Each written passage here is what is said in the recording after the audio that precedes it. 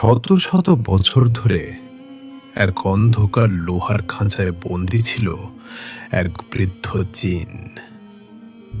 তার লম্বা সাদা দাড়ি মাটিতে মিশে গিয়েছিল, চোখে শতাব্দীর ক্লান্তি।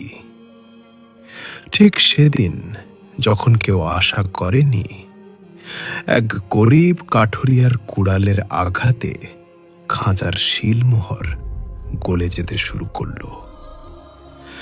বৃদ্ধ জিন কাঁপা গলায় ফিসফিস করে বলল, হে সৎ হৃদয়ের মানুষ, আমাকে মুক্ত করো। তারপর যা ঘটেছিল জানলে আপনার আত্মা কেঁপে উঠবে। পুরনো সময়ের ঘটনা। এক গ্রামে আকিব নামে এক গরিব কাঠুরিয়া বাস করত। তার সততা ও সন্তুষ্টির জন্য সে দূর দূর পর্যন্ত পরিচিত ছিল। তার জীবন কঠিন পরিশ্রমে কাটত। প্রতিদিন ফজরের আজানের সাথে সে কুড়াল কাঁধে নিয়ে ঘন জঙ্গলের দিকে বের হতো, যাতে সন্ধ্যা পর্যন্ত পর্যাপ্ত খাবার সংগ্রহ করতে পারে। তার একমাত্র লক্ষ্য ছিল তার বৃদ্ধ বাবা মা যেন পেট ভরে খেতে পারেন। এক তপ্ত দুপুরে যখন সূর্য মাথার ঠিক উপরে ছিল এবং গরম হাওয়া মুখ ঝলসে দিচ্ছিল, আকিব এক পরিত্যক্ত ও প্রাচীন ধ্বংসাবশেষের কাছে পৌঁছালে। এই জায়গাটি এমন ছিল যেখানে মানুষ সাধারণত যেত না, কারণ সেখানকার দেয়াল থেকে অদ্ভুত শব্দ আসত।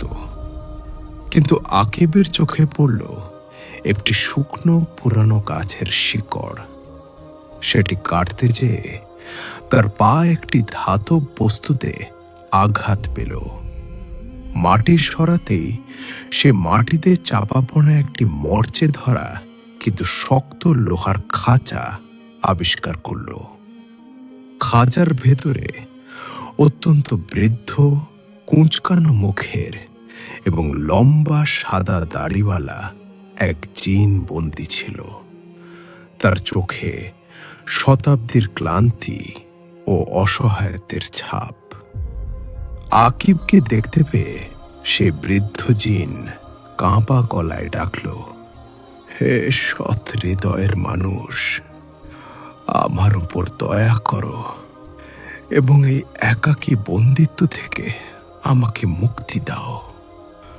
আমি শত শত বছর এই খাঁচায় আমার পাপের শাস্তি ভোগ করেছি এবং এখন আমার মধ্যে আর এই বন্দিত্ব সহ্য করারও শক্তি অবশিষ্ট নেই।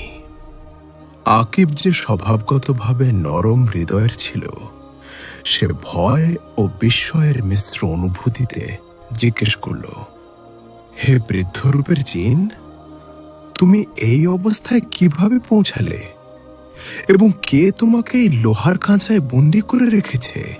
জিন একটি দীর্ঘশ্বাস ফেলে বলতে শুরু করল, আমার গল্প অনেক দীর্ঘ, কিন্তু এর সারমর্ম হল, আমি যৌবনের নেশায় পথভ্রষ্ট হয়েছিলাম, অহংকারের পথ বেছে নিয়েছিলাম এবং আমার বুজুর্গদের উপদেশ উপেক্ষা করে এমন এক জাদুকরী রহস্য চুরি করার চেষ্টা করেছিলাম যার আমি যোগ্য ছিলাম না।